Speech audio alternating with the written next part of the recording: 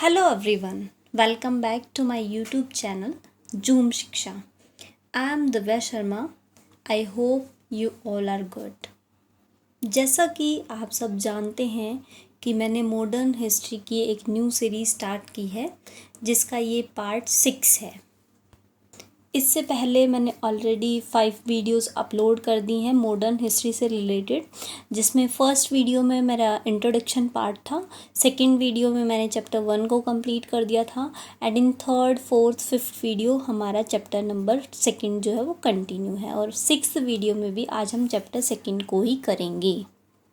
पिछले वीडियो में हमने बैटल ऑफ प्लासी पढ़ी, बैटल ऑफ बक्सर पढ़ी, फिर हमने देखा कि किस तरह से ब्रिटिशर्स ने बंगाल पे अपना कब्जा किया, मैसूर पे अपना कब्जा किया, मराठास पे अपना कब्जा किया। अब आगे देखते हैं कि ब्रिटिशर्स क्या करते हैं। तो चलिए आज की वीडियो स्टार्ट करते हैं। अगर आपको ये वीडियो पसंद आती है तो चैनल को सब्सक्राइब करना ना भूलें, साथ ही वीडियो को लाइक और शेयर भी कर दें। तो चलिए आज की वीडियो स्टार्ट करते हैं और चैप्टर 2 के जो हमारे टॉपिक्स बचे हुए हैं उनको कंप्लीट करते हैं। तो आज हम पढ़ेंगे पंजाब के बारे में, द एनेक्सेशन ऑफ पंजाब इन 1849। अब पंजाब ही एक ऐसा इंडिपेंडेंट स्टेट था जो कि ब्रिटिश कंट्रोल के बाहर था, यानी कि पंजाब पे ब्रिटिशर्स का कंट्रोल अभी तक नहीं था। अब पंजाब जो है इस टाइम पे रंजीत सिंह रूल कर रहे थे, यानी कि पंजाब पे रूल कौन कर रहे थे? रंजीत सिंह, और जिन्होंने ब्रिटिशर्स के साथ एक ट्रीटी साइन कर रखी थी जिस ट्रीटी का नाम है परसेप्चुअल फ्रेंडशिप। यानी कि पंजाब पे जो रूल कर रहे थे रंजीत सिंह, उन्होंने ब्रिटिशर्स के साथ एक ट्रीटी साइन कर रखी थी। रंजीत सिंह की डेथ के बाद, जो कि 1839 में हुई थी, पंजाब विटनेस्ड पॉलिटिकल इंस्टेबिलिटी, यानी कि पंजाब में पॉलिटिकल स्टेबिलिटी नहीं थी।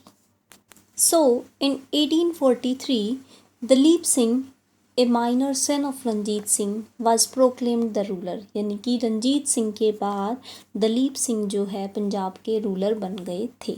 तो ब्रिटिशर्स ने देखा कि ये एक राइट टाइम है पंजाब पे अपना कब्जा करने का, और उन्होंने इसी के एडवांटेज लेके हुए, ये अपॉर्चुनिटी देखते हुए 2 वॉर किए जिनको हम एंग्लो सिख वॉर बोलते हैं। हम इनको डिटेल में नहीं पढ़ेंगे, बट मैं आपको बता देती हूँ कि जो फर्स्ट एंग्लो सिख वॉर हुआ था वो 1845 से 1846 के बीच हुआ था, और जो सेकंड एंग्लो सिख वॉर हुआ था वो 1848 से लेके 49 तक हुआ था, और इसी के तहत पंजाब भी ब्रिटिशर्स के कब्जे में आ गया था।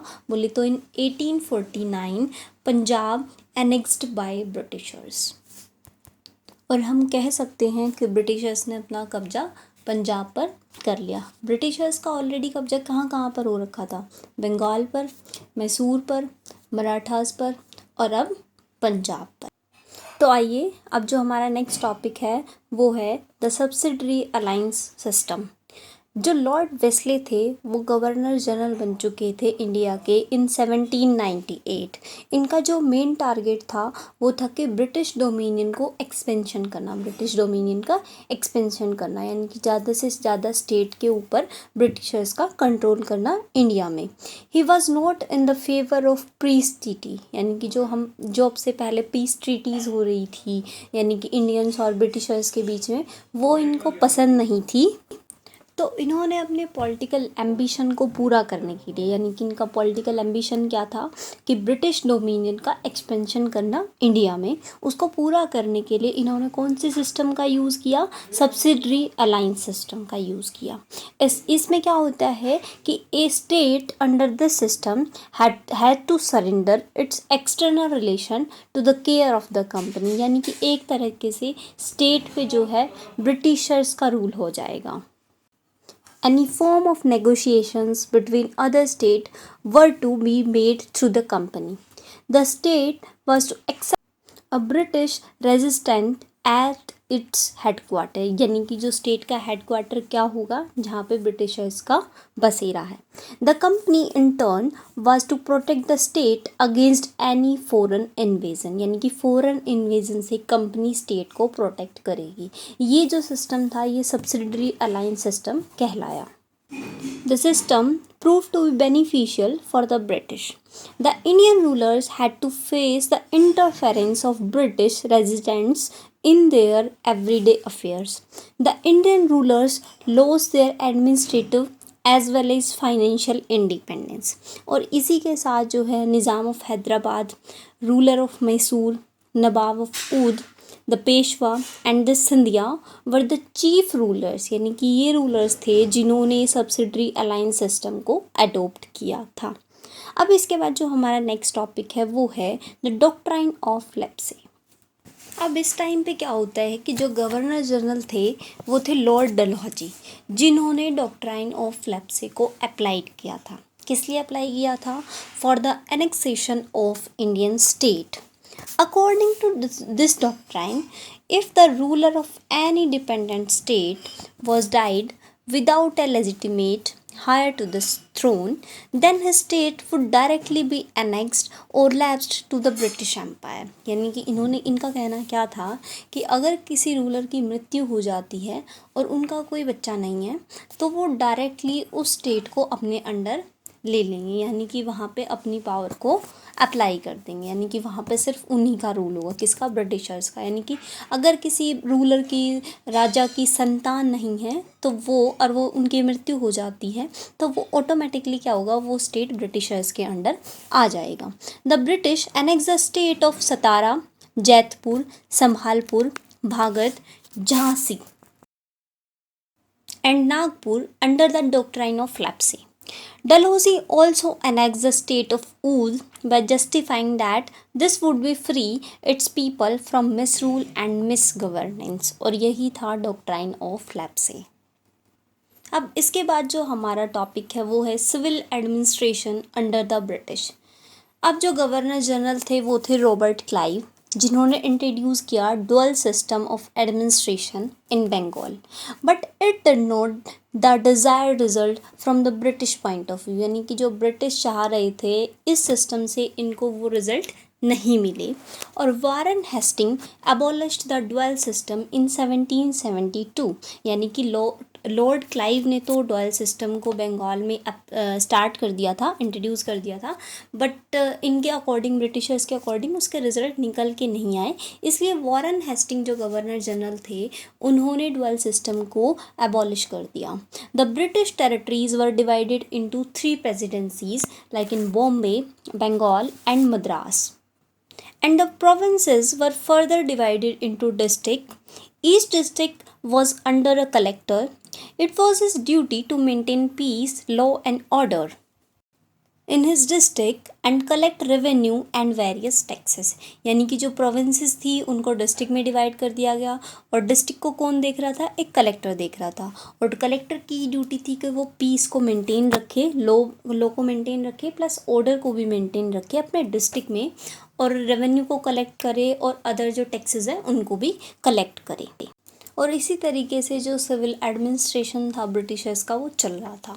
तो अब हमारा जो नेक्स्ट टॉपिक है वो है the regulating act of 1773।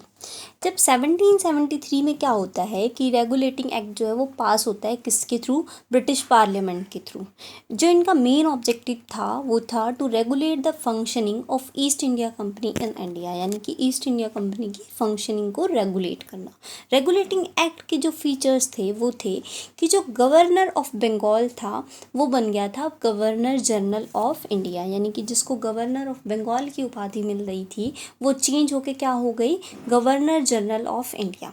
Second feature क्या था कि एक 4 मेंबर की काउंसिल बनाई गई जो कि असिस्ट करेगी गवर्नर जनरल ऑफ इंडिया को। थर्ड जो फीचर था वो था कि जो डिसीजंस लिए जाएंगे वो वोट के बेसिस पे लिए जाएंगे, यानी कि ये नहीं है कि किसी एक ने बोल दिया और वो डिसीज़न फाइनल, बल्कि जिसकी ज़्यादा वोट होगी जिस डिसीज़न पे वो डिसीज़न लिया जाएगा। Now fourth feature is a supreme court was established at Calcutta. Fifth feature is strictly laid down that no officer would accept any bribe or gift, यानी कि कोई भी ऑफिसर्स जो है वो रिश्वत नहीं लेगा और किसी भी टाइप के गिफ्ट्स भी नहीं लेगा।